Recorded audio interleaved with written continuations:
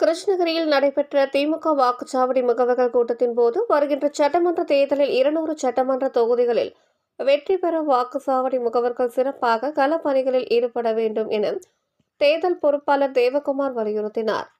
கிருஷ்ணகிரி கிழக்கு ஒன்றியத்திற்கு உட்பட்ட கிருஷ்ணகிரி நகரம் மற்றும் கிழக்கு மற்றும் மேற்கு ஒன்றியத்திற்கு உட்பட்ட காட்டிநாயனப்பள்ளி மற்றும் காமராஜர் நகரில் 2026 நடைபெற உள்ள சட்டமன்ற தொகுதியில் பணிபுரியும் வாக்குச்சாவடி முகவர்களின் ஆலோசனை கூட்டம் நடைபெற்றது.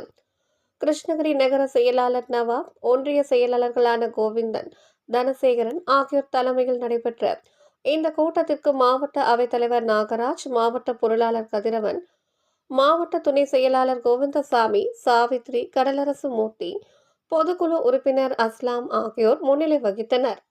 மேலும் இந்த கூட்டத்திற்கு சிறப்பு அழைப்பாளராக திருப்பத்தூர் மாவட்ட வழக்கறிஞர் அணி அமைப்பாளரும் கிருஷ்ணகிரி தொகுதி பொறுப்பாளருமான தேவகுமார் கலந்து கொண்டு 2026 நடைபெற உள்ள சட்டமன்ற தேர்தலின் போது வாக்குச்சாவடி முகவர்கள் எவ்வாறு செயல்பட வேண்டும் என்பது குறித்து சிறப்புரை ஆற்றினார்.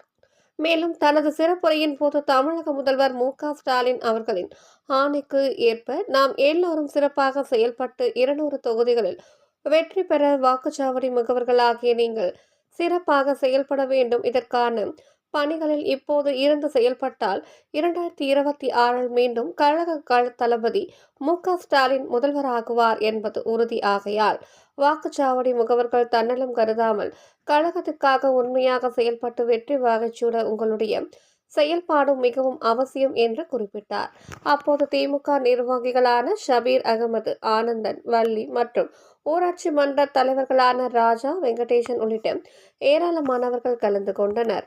உங்கள் தேடல் நியூஸ் சேனலை லைக் பண்ணுங்க, ஷேர் பண்ணுங்க, கமெண்ட் பண்ணுங்க, ஆல் பெல் பட்டனை கிளிக் பண்ணுங்க, மறக்காம சப்ஸ்கிரைப் பண்ணுங்க.